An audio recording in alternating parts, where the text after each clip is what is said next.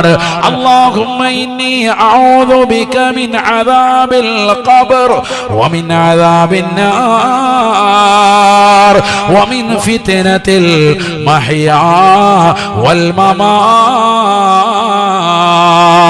വമിൻ ഫിത്നത്തിൽ മസീഹി അദ്ദജാൽ.